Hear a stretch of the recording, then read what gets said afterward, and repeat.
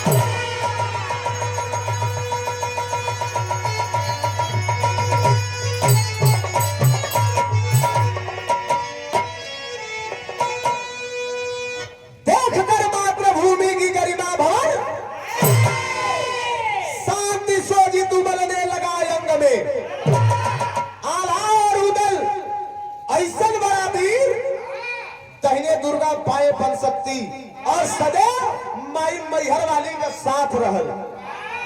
उनके देख के पैरी अपन रास्ता बदल लेत रहल। ए भैया एक लाइन गीत कवन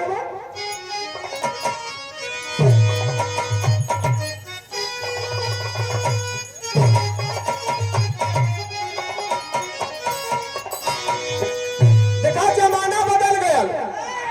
अब जमाना हो गया है एक लेडीज एक लेडा। आदमी बिरहा करलन तो कहलन कि एक लेडीज का दा एक जेंट्स नहीं तो बिरहा का जमाना रहे जौने समय मर्दन से बिरहा हुआ। रामदेव गुरु बुल्लू गुरु स्वर्गीय महरूम जनाब हैदर अली जुगनू गुरु जी और जनाब बिरहा के कुंवर कन्हैया जिनको कहा गया, जिनके आवाज में ही मिठास रहे कितनों खमच के गौले रहा, लेकिन वो हल्का सा खाली बोल के बतियाए के राम कैलाश दादा अपन काम बना ले। राम कैलाश दादा स्वर्गीय लाल जी लहरी दादा इन लोगन का जब जमाना रहल तो वो समय का बात रहल पुल्लू गुरु गांव में कैसे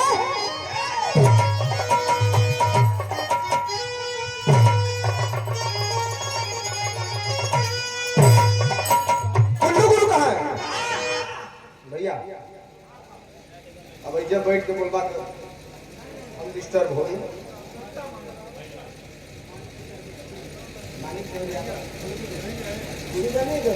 सुजनीगंज से आदरणीय आप मानिक चंद यादव जी, आप महानुभाव के कर कमलों द्वारा आशीर्वाद बहुत बहुत प्रणाम। बुल्लू गुरु कहा कैसे कहे कि एक बात अरे बड़ी सजनी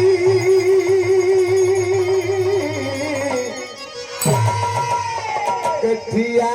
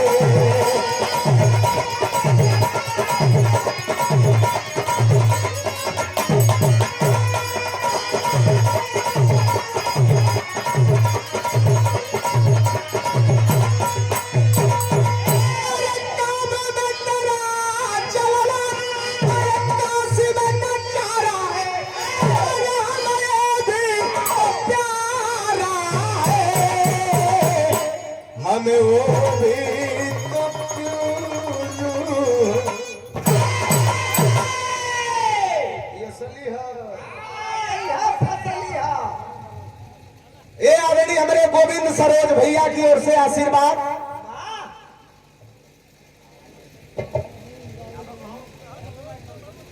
यादव लाइट साउंड आपकी ओर से तो साढ़ू को देना है, ऐसे हरिया कम को देला का भैया। अरे चला ठीक है, अच्छा बहुत बहुत प्रणाम है आपके। पीलू यादव रेपुरा हमारे बड़े भैया की ओर से आशीर्वाद है, बहुत बहुत प्रणाम, उपस्थित जनता को प्रणाम। लेकिन ये भैया जवानी होला तो कैसे होवे? जवानी का मतलब देश के कामे आवे, अबला बहिन बिटिया के रक्षा के कामे आवे। जवानी कैसन होवे?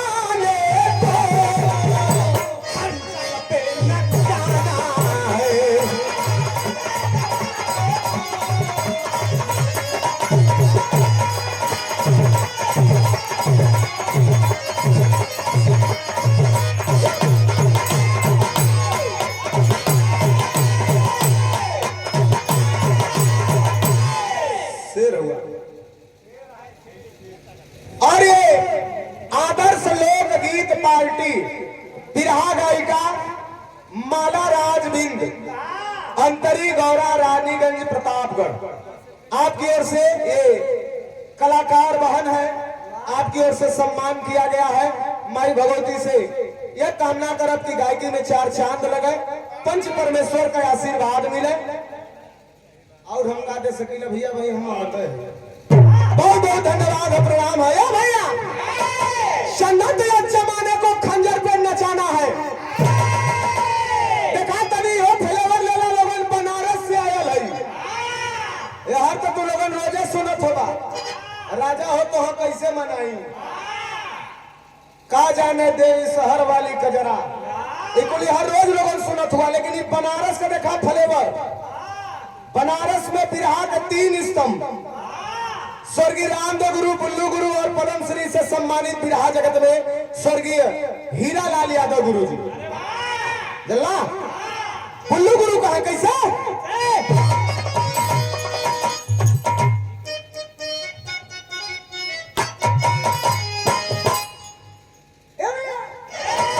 कहे कि अरे परमाल पराक्रमशाली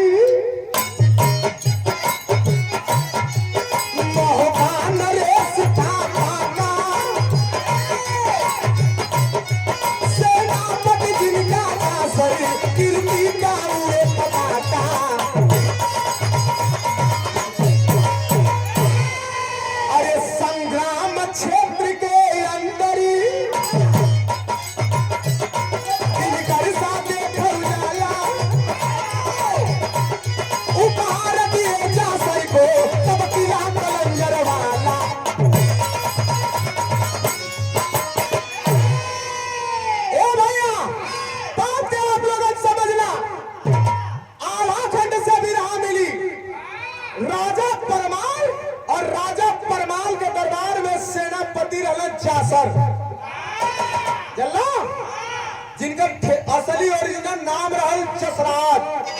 जल्ला दक्षराज भी कहे, लेकिन ठेठ में लोग उनके चासर कहे, जो कि अलाउद्दीन के पिताजी थे। परमाल के दरबार में सेनापति रहलन और इतना निष्ठा और इतना ईमानदार रहलन। परमाल उनके ईमानदारी से खुश होकर के उनके जासर के कलंजर का किला उपहार में दे दिला, और उपहार में जब पौले हुआ किला सब खुश हो। लेकिन अचानक एकाएक राजा परमाल के मन में दिखाई, मनवा बड़ा चंचल है, मन में एकाएक थे उमंग उठल। कवन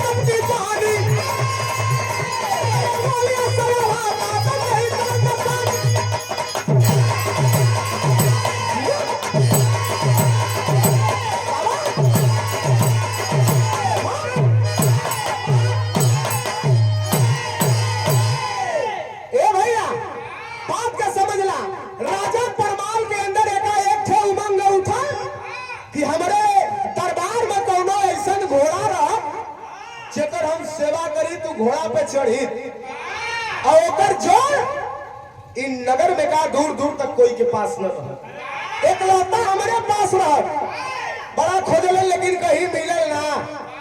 लेकिन देखा मामा माहिर रहा एक थे जला मम्मा जो रहा एक थे कौन सा मम्मा रहा एक थे मामा माहिर रहा।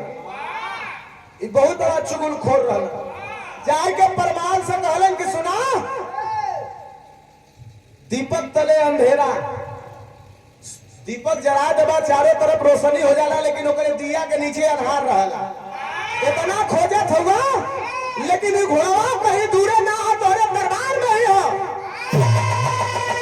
कहला के करे पास हो, कहला आल्हा के पास ऐसा घोड़ा हो जवन की पूरे भूभाग पर हमके लगे थे कोई के पास ना हो। बड़ा शानदार घोड़ा है, तोरे तोरे लायक है।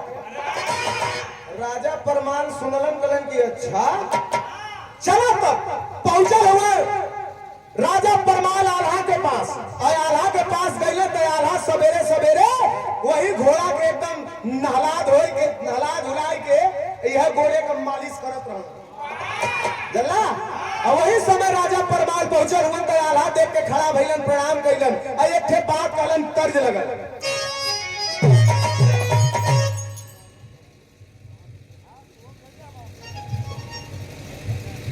ये हमारे लाला बबलू भैया की ओर से आशीर्वाद हो। रापुर पेट्रोल टंकी आपकी ओर से आशीर्वाद है, भैया का फरमाइश हो। अभी तो दिमाग बिरहा में हो। हाँ हाँ समाजवादी गाना बाद में हो जाए, अभी दिमाग बिरहा पे हो। बहुत बहुत धन्यवाद है। लेकिन देखा रामदास गुरु जी का हमारे गीत के कैसे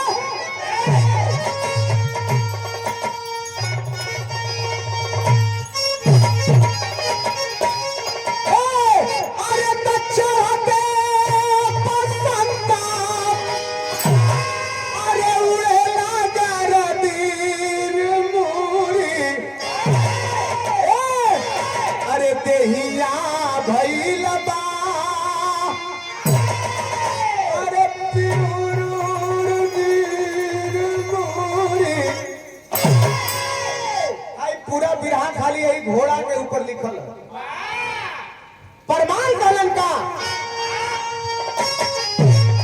अरे तपोल राजा परनवा, अरे बोल राजा परनवा मैं पासी गई ले तोहार अरे घोड़ावा करे जावा में पासी गई ले तोहार घोड़ावा करे जावा में फांसी गई ले तोहार।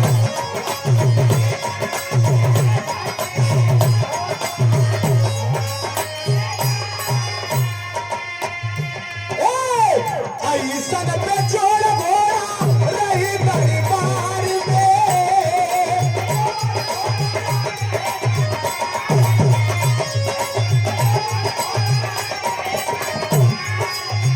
नाम परमाल के नाम परमाल के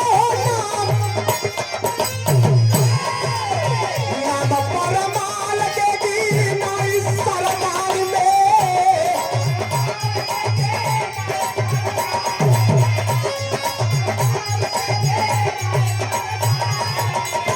अरे तो सुन के आल्हा के मनवा, अरे सुन के आल्हा के मनवा अरे हुनासी गई हो तोहार घोड़ावा करे जावा में फांसी गई हो तोहार घोड़ावा करे जावा में फांसी।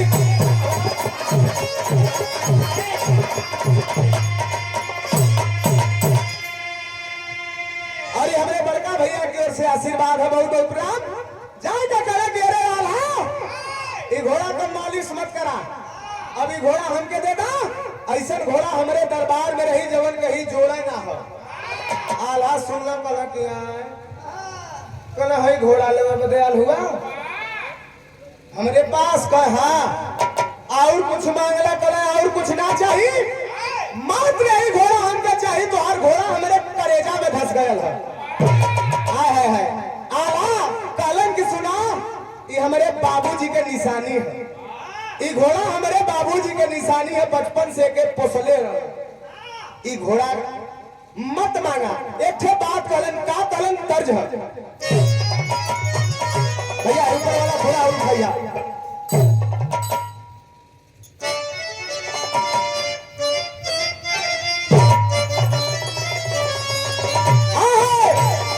तर्ज बड़ा बढ़िया दिखाई गीत के स्वर्गीय लाल बिहारी मिश्रा गुरुजी गायक पर रहलन कजरी छोलर कर, लेकिन जब बिरहा में अलन तो गीत के लेके आ ललन।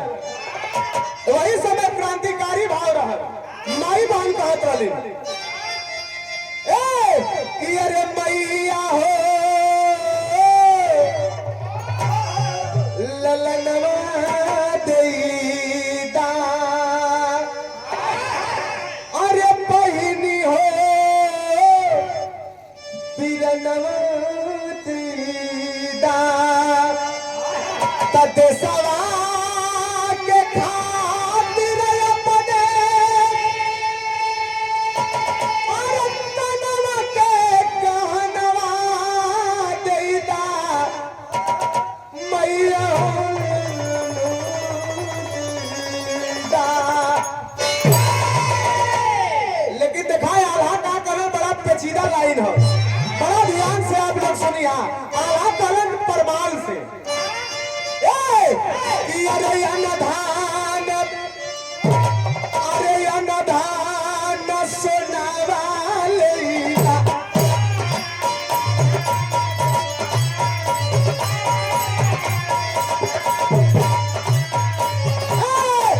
आल्हा के परनवा लेईदा,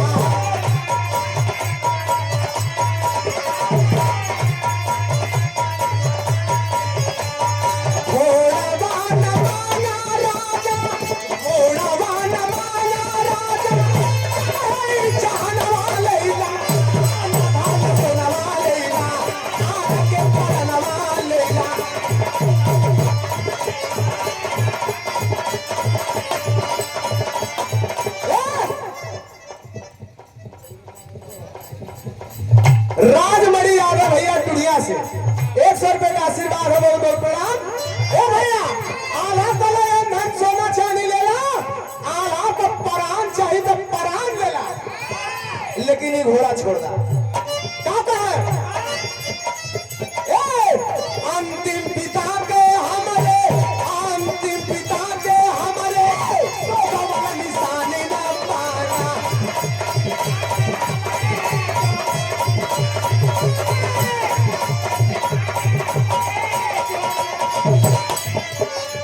पानीदार मारा दे, पानीदार मारा दे, जगवा का पानी मारा।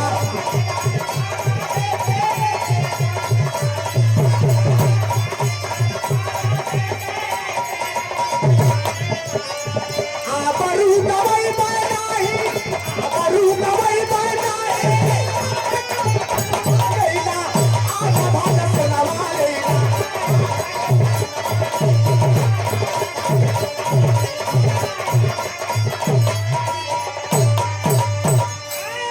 कला की सुना, बड़ा बिरले लोग होला जवन की अपने बाप के जोगवन खातिर बचाए के रखल। बेटवा देखा 3 ठे होलन, एक थे पूत, सपूत अब कपूत। एकर मतलब होला जवन पूत रही, अगर बाप 5 हिस्सा बनौले हुए, अब पूत बेटवा हो तो 5 हिस्सा के बरकरार रखी। अगर सपूत है तो 5 हिस्सा के बढ़ाए के 10 हिस्सा के दही, 15 हिस्सा के दही। अगर कपूत है तो 5 हिस्सा में से 5 बित्ता भी न समझ में आई। सपूत रहलन आल्हा उदल, आल्हा कलन की सुना हमारे बाप को जोगावल खाती है, एक मत मांगा, अगर एक मांग लेबा, एक लेके यहाँ से चल जाइबा तो समझना कि एक तीर के तलवार का पानी उतार लेला। आबरू गवैबा नहीं चाहे गर्दनवा लेना, गर्दन लेना शौक से दे दे, लेकिन ये घोड़ा ना दे। का कलट तेरी में कहना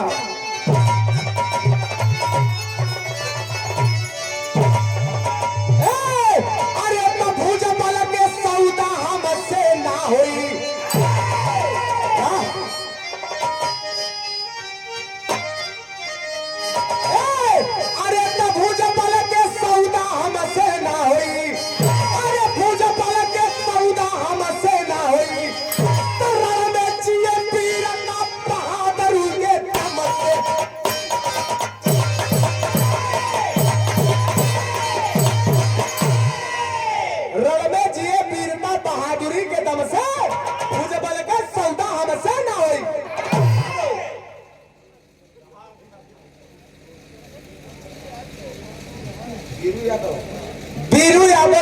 अजीज मित्र गोविंद सरोज, आपकी ओर से आशीर्वाद हो, बहुत बहुत धन्यवाद हो, प्रणाम हो। ये भैया हालांकि सुन के बात कठिन परमाल क्रोध में कांपा। अब दाल यहाँ नहीं गल सकता है, अनुभव से अपने भाग गया।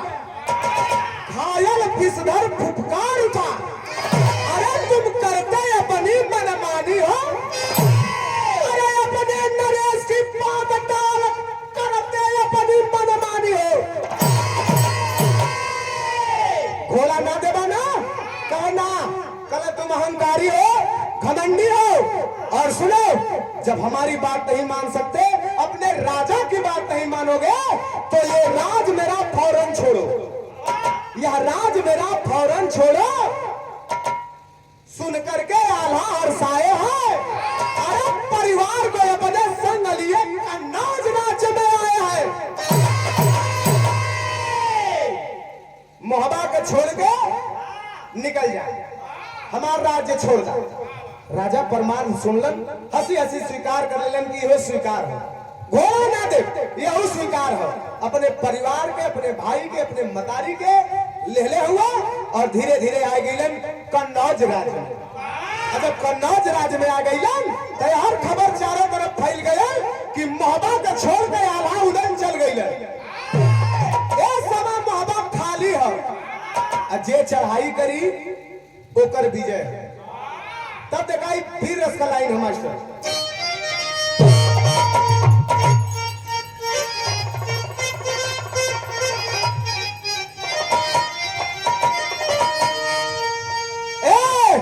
दिखाई गीत के स्वर्गीय रामदेव गुरु जी और स्वर्गीय जनाब हैदर अली जुगनू गुरु जी, वो तनी ज्यादा का जल्ला कैसा था है? अरे तो नदिया, अरे काली काला तो रहेला नबा, अरे आफत में परान बाला।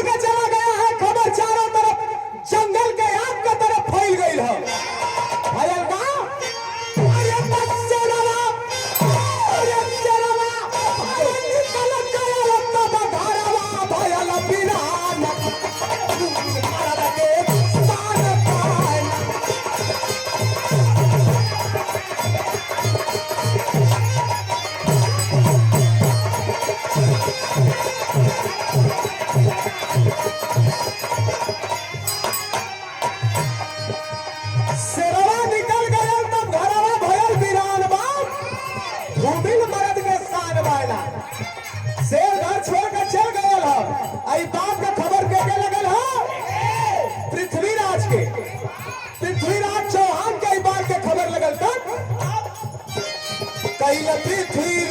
चढ़ाई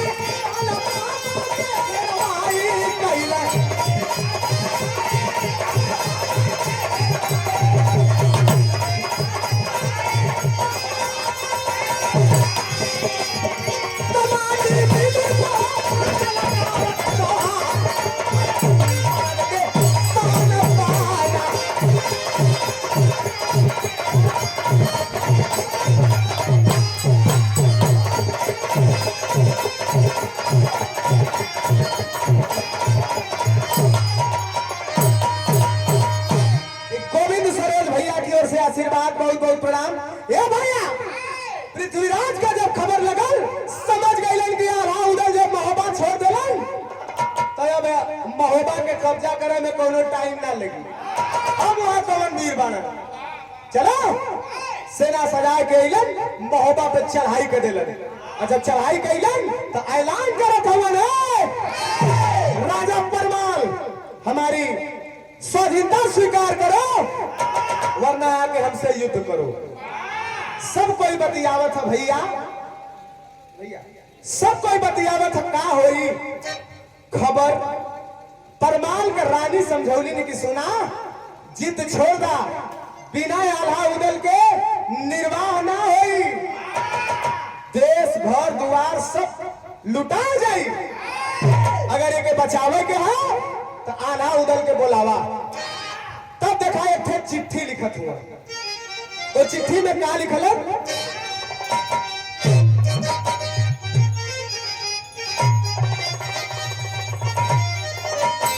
देखा कौनो मेहरारू का मेहरर्रा,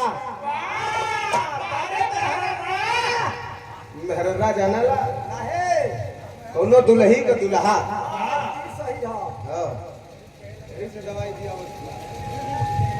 कौनो दुल्ही का दुल्हा। अब तो देखा सिस्टम में खत्म हो गया, नहीं तो पहले जब दिया हुआ है तो कोई का 5 साल कोई का 11 साल ऐसे ऐसे गौना रुक जाए, जल्ला ना। जब गौना भी आवे तो अपना परिवार अपने मेहरारू के लगे मर्द जाए, लेकिन इतना ल जाए बड़ा पैर दबाए के जाए, जल्ला ना। दुल्हन के लगे जाए में इतना ल जाए।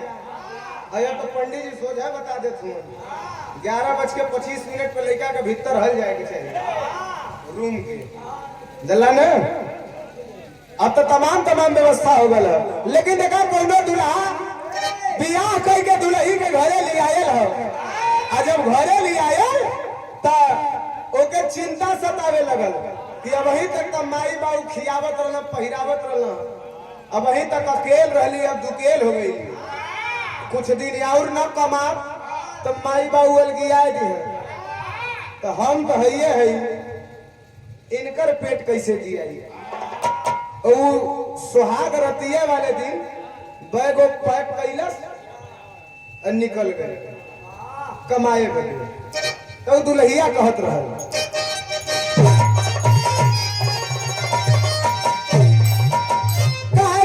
छोड़ गई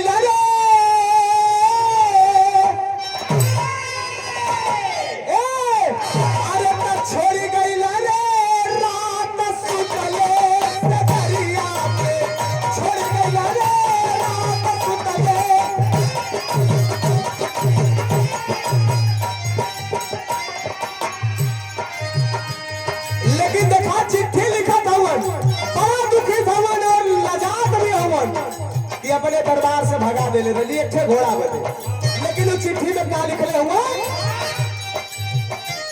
लुटाई चाहिए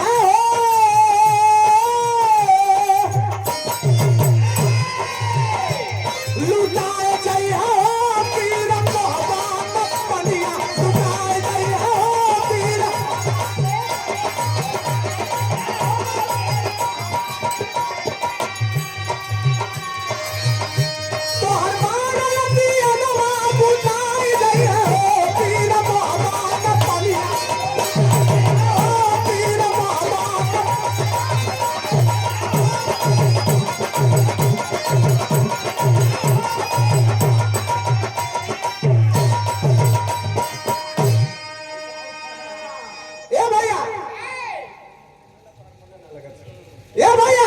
लिखलन की तो और 12 दिया बुताए जाइए हो, लुटाए जाइए हो फिर मोहब्बत का पनिया।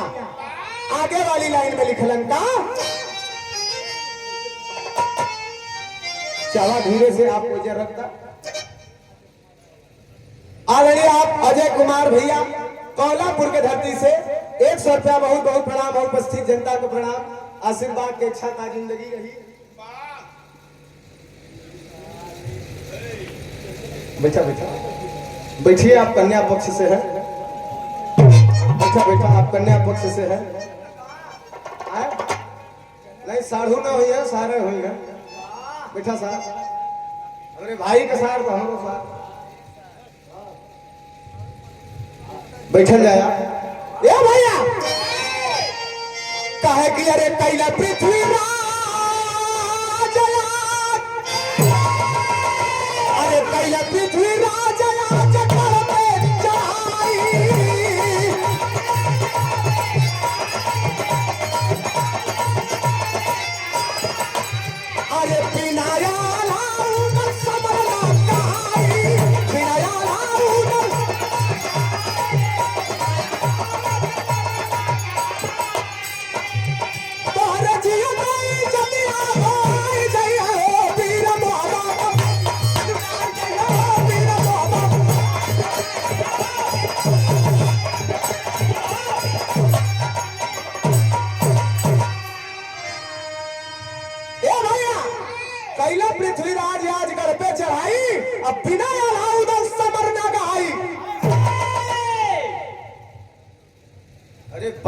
ये हमरे देखा ढोलक मास्टर के इनाम मिलल है पर्सनली।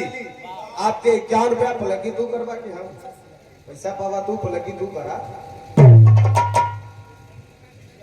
अब ही लेला जब घरे जाए लगे देखा इनकर मेहरारू हमार भरे लगे है। हाँ वाटर पार्क ये भैया लिख के जब चिट्ठी भेजौले हुआ और जब चिट्ठी मिलल हो आला बैठ के पढ़त रहलन और जब पढ़लन तो वही जे खड़ा रहलन उदल उदल कले के रे भैया ए भैया तो इनके लाज लगत है कि ना ई कौने मुंह चिट्ठी भेजला कौने मुंह मदद मांगत हमन मोहबा के बचावे के हमहन ना जाए के आला उदल आपस में विचार कैलन का कैलन तर्ज बड़ा बढ़िया है। यहाँ पे अंतिम गीत है।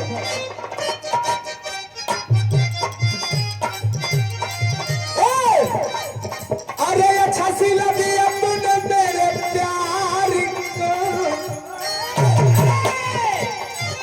अरे अच्छा सी लगी अपने मेरे प्यार का अरे अच्छा सी लगी अपने मेरे प्यार का अरे यार नहीं लूट लिया घर यार का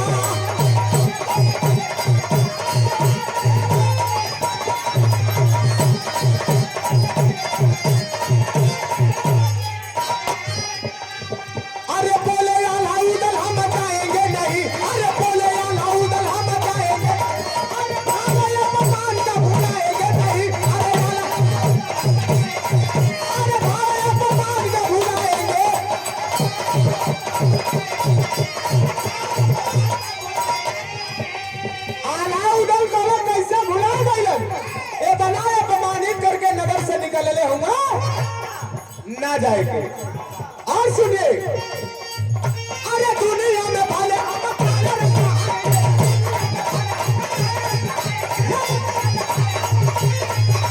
अरे ठोकर देने वाले ठोकर दिलाएंगे ठोकर देने वाले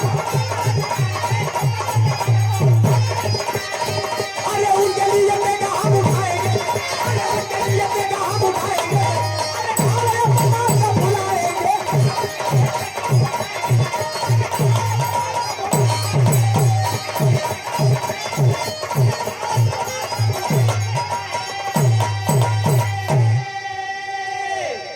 आला उधर कहले कि दुनिया में हमन भले कायर बन के जी लेवे के लेकिन परमाल के खातिर और मोहब्बा के खातिर तलवार ना उठे।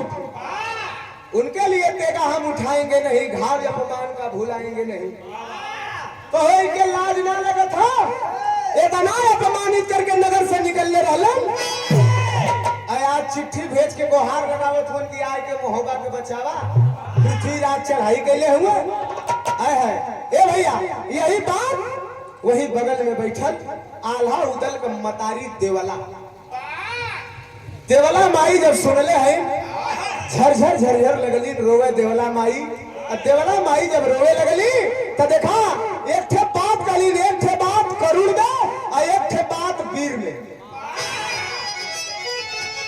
दुई लाइन है दुई लाइन है। देवला माई कहा एक ठे देखा तनी से करुण है रो के कहली और दूसर की बात आवेश में वीर रस में आके कहली का कहा आओ जा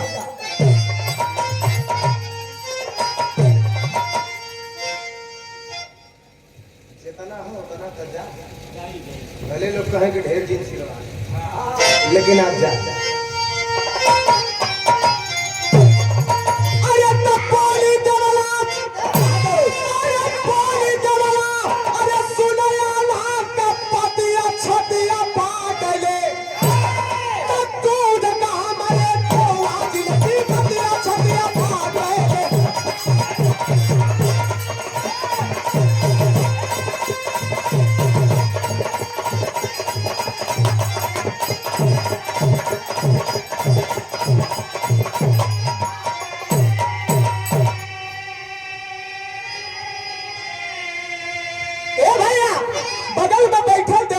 लगलिन रोए कहलिन के रे बेटा का कहा था एक मता मतारी हम है तुहार देवला और एक मतारी तुहार है महोबा का धरती।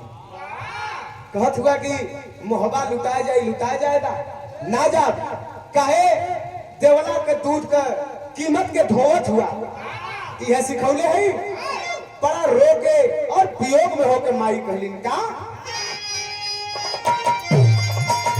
अरे लाज मोहब्बत है जो बेटा अरे जो कि लुटल अरे पली पीर बेटवल के जियते माई बाज कहीं ए बेटा अगर मोहब्बा का लाज लुटाई तब देवला माई के कोखी में जवन संतान हुआ ने आल्हा उदर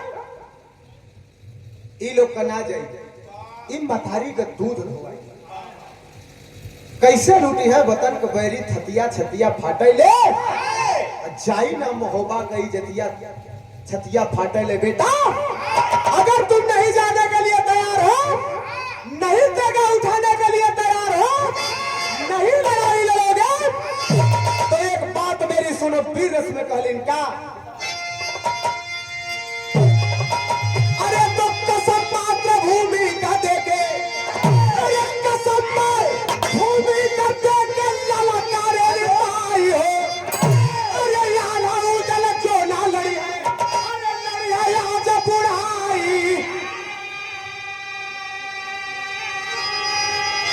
अरे तो देश के पड़ गए अरे देश से पड़ गए ना कलमों की मतिया छतिया फाट गए तो कैसे जिया देश से पड़ गए मतिया छतिया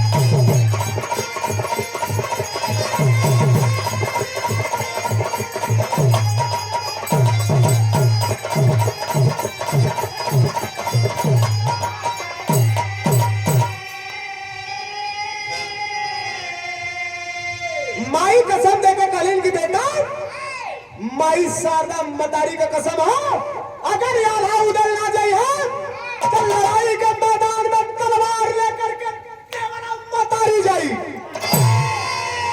महोबा का लाज जाए ना दे भले ही बूढ़ी हड्डी में ताकत ना हो जब माई तमतमार के खड़ा भइली आल्हा उदल के पतिया जनाए करेजवा में साला लगा देखा यह बात है मर्द आदमी अगर हो तो पतिये पे मर जाए बतिये पे मिट जाए अब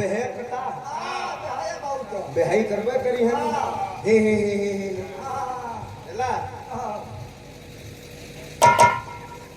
नहीं आपके ना कहते आप भले उनके कुछ ये भैया माई का जब बाप लगल है आला उदल के चेतना जा गई कह के हो वही मिट्टी में जन्म भयला हमार जन्मदायिनी धरती है कैसे हमरे देश का लाज चल जाई देखा पेवर बसवरिया आला जवन की बिरहा जगत में गवात रहल जब पुरनकी जोड़ी रहल ओ समय गवात रहली नई पीढ़ी वाली आजकल का ना धरत भैया इन नई पीढ़ी जवन है सब गवैया के ना कहो कुछ कलाकार एके धरबा ना कर ये पत्ती नरम हो चाहे गरम हो उसे मतलब ना हो एके वह गाई जेकर करेजा घी सुखले रही जेकर करेजा बियर दारू सुखले रही जला देखा पेवर पसवरिया हमारे बनारस में राम देव गुरु जी गावत रहलन एक जमाने का कलाकार लोगन गावत रहलन जला हमारी जब पूर्वजन का ही थाती है तनी से बजाए के मिजाज में आवा तनी से आवा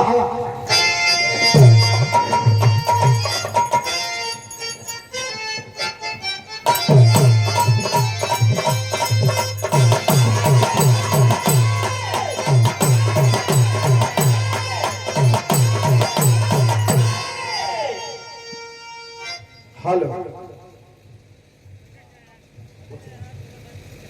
दिखाई पेवर बसवरिया आल्हा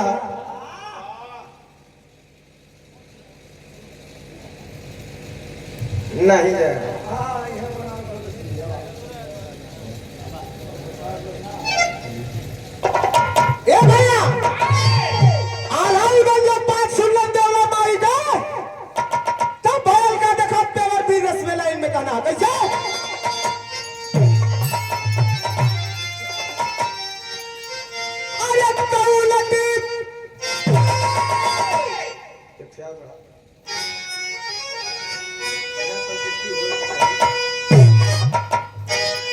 बजा के वो फिर से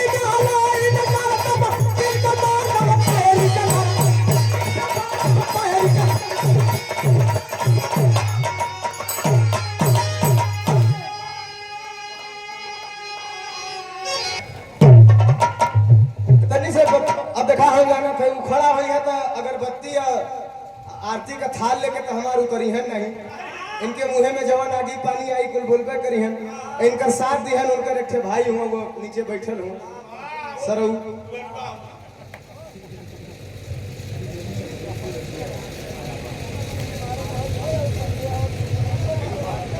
ये हमारे करण भैया का जीजा छाना पार से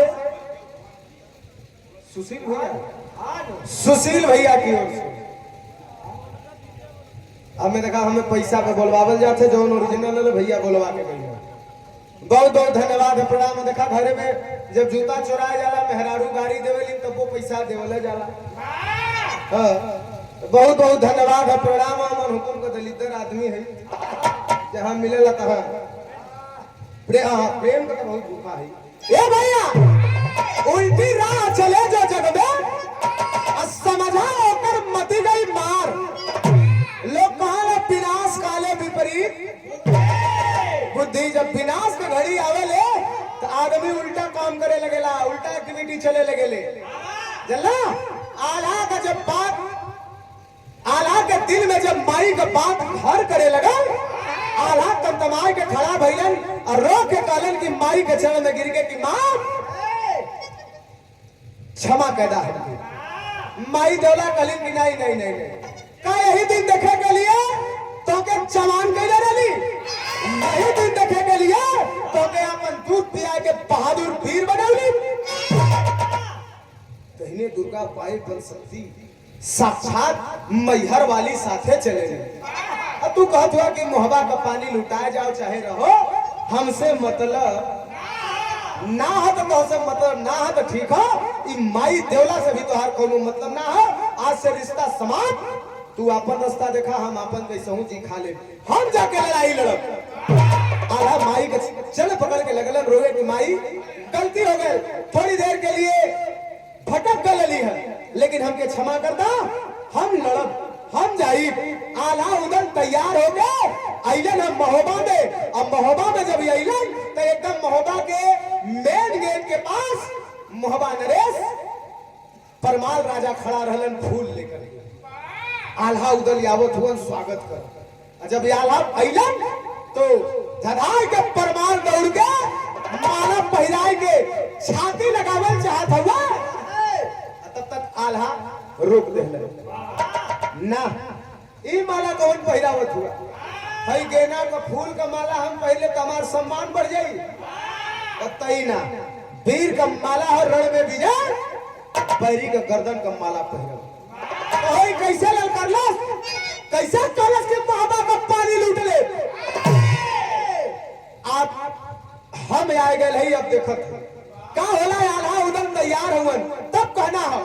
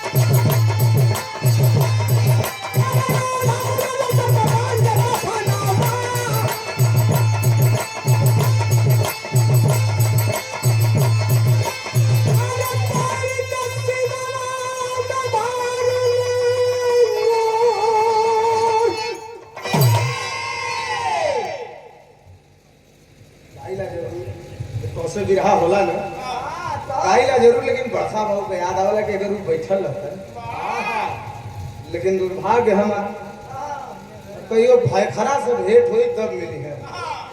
लेकिन बाबूजी आपके सुनत हुआ तैसे आप तई एक बार ताली बजा के सम्मान हो जाए।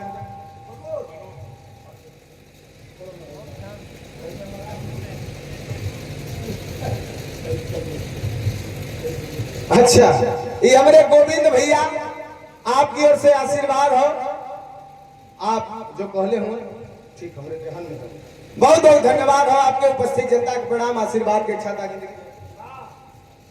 कैसे आ जाइए।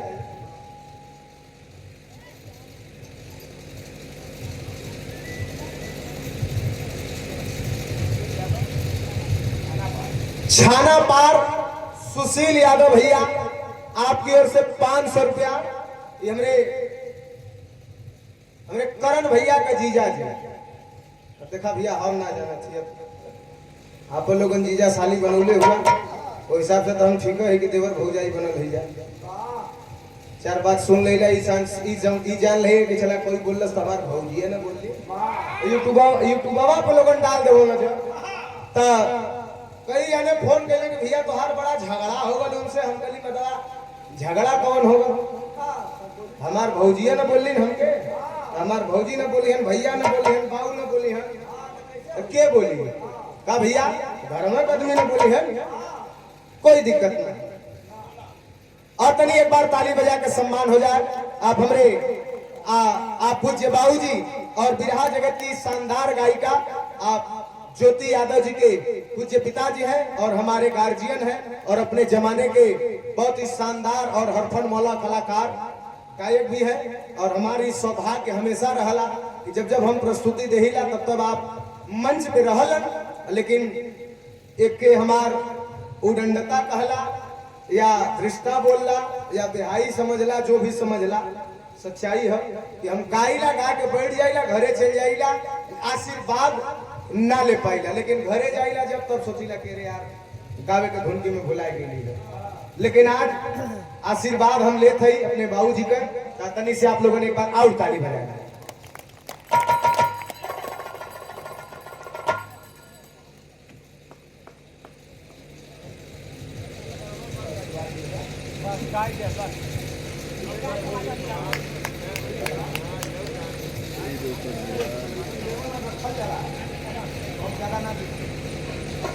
हाँ उसे बढ़ा के दे दिया हमें लेकर। चलिए बहुत बहुत धन्यवाद आशीर्वाद। ये आपकी ओर से आशीर्वाद भी है, बहुत बहुत धन्यवाद है, प्रणाम है। ए भैया लड़ाई हो गई, एक तरफ पाला उदल लड़काई के लड़ाई के मैदान में लड़ा था। ठीक से चला हमारे भौजी हैं, बहुत बहुत धन्यवाद आपके। भौजी के चरणों में साष्टांग दंडवत, बाबू को प्रणाम है, बात बताएंगे। ये भैया लड़ाई हो लगल, एक तरफ से पृथ्वीराज चौहान और एक तरफ आल्हा उदल परमाल लड़त हुआ। लोगन खूब अपने मन का लड़ाई होता, तेगा तलवार पर्ची भाला सब चला था, खूब का फवारा उठा था, खूब का नदी बहा था, लड़ाई होत रहा। और वही समय पृथ्वीराज चौहान एक मौका पौलन, तो मौका जब पौलन तो कैलन का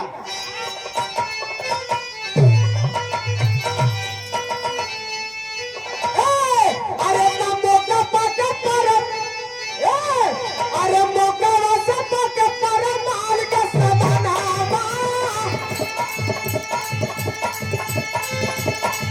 अरे मौका वैसे पाके पर माल के समानावा।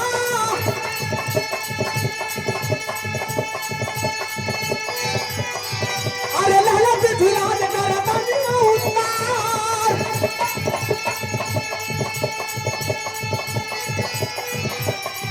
अरे चोरी चोरी रण से फरार होने लगा।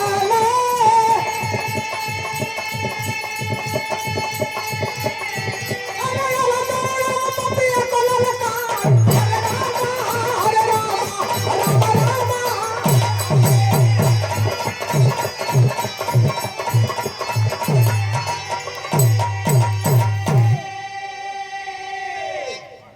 ये भैया आल्हा उधर लड़त हुआ यार, पृथ्वीराज चौहान मौका से परमाल के एकदम सामने से पाए गई। आसपास न पृथ्वीराज न तो आल्हा हुआ न तो उदल हुआ, कोई ना हो। और धोखे से पा करके पृथ्वीराज चौहान तलवार संसद संसद चलौला, अब परमाल के गर्दन सर से धड़ अलग कर देलन, काट के जब भागे लगला आल्हा देख लेलन, घोड़ा पे बैठ के वही घोड़ा जौने घोड़ा खातिर महोबा से अपमानित करके आल्हा उधर निकाल रहा, वही घोड़ा पे दौड़ के जाए गए, आल्हा पकड़ के लियाई के उल्टी मुसुक चढ़ाई के बांध के लियाई के परमाल की पत्नी रानी के सामने पटक दे।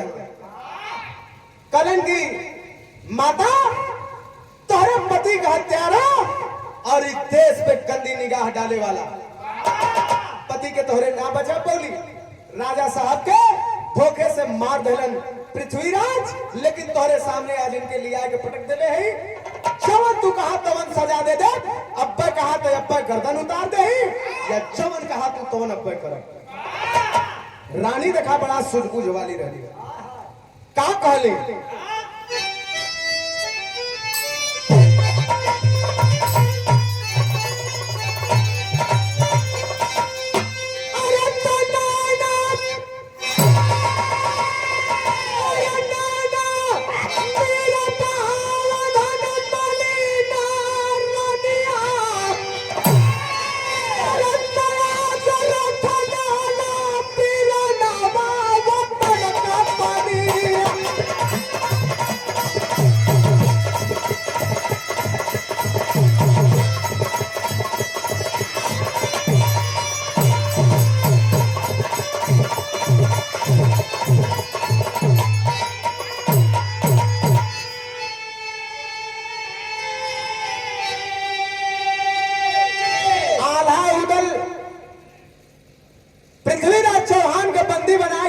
रानी के सामने गिरा देले हुए और रानी से कहत हुए कि जो सजा चाहा तवन सजा दे दा।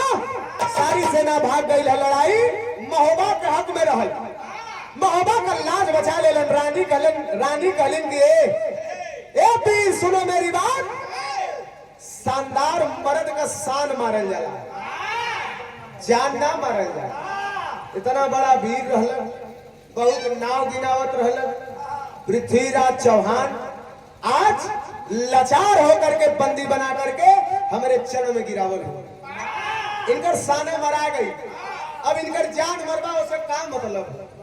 आदमी का शान मारल जाला, जान ना मारल जाए। छोड़ दे इनके। आल्हा कहलन की एकदम से छोड़ दे का, एकदम से छोड़ दे। इनकर शान मरा गई, का रह गयल? एक मेहरारू के चरण में गिरल हो, कितना बड़ा वीर बतावा। छोड़ दे इनके, इनकर शान मरा गई। आल्हा छोड़ दिलन पृथ्वीराज चौहान के। पृथ्वीराज चौहान मुंह बनाए के धीरे धीरे निकल गई। ए भैया, लेकिन वो रानी कहलिन का, धन्य हुआ सिंदूर मेरा कुर्बान यान पर होकर, अरे आने वाली पीढ़ी को दिखला कर अपना चार, तो माटी मांगा बलि दादा महापाप बनिया।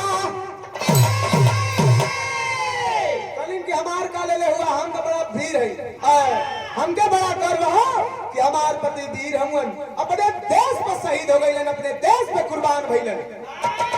आने वाले पीढ़ी में सदैव उनकर नाम लियाई, इतिहास के पन्ना में नाम लिखाई।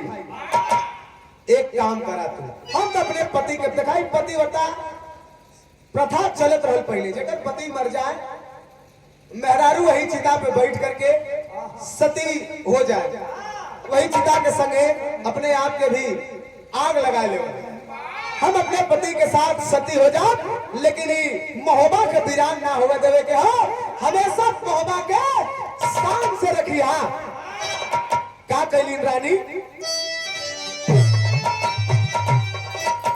ताज ताज महोबा का देकर, अरे आल्हा को तुरंत प्यारी,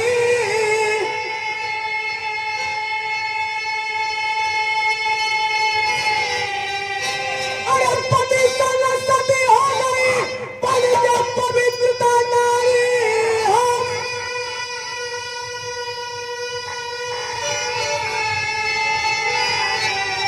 अरे किरती, अरे किरती, अरे चावला जहानमा।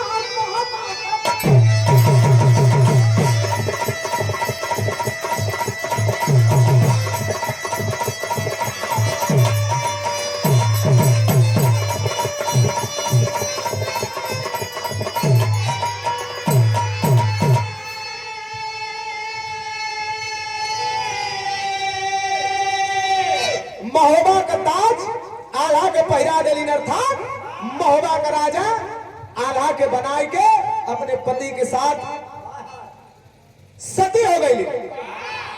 पतिव्रता नारी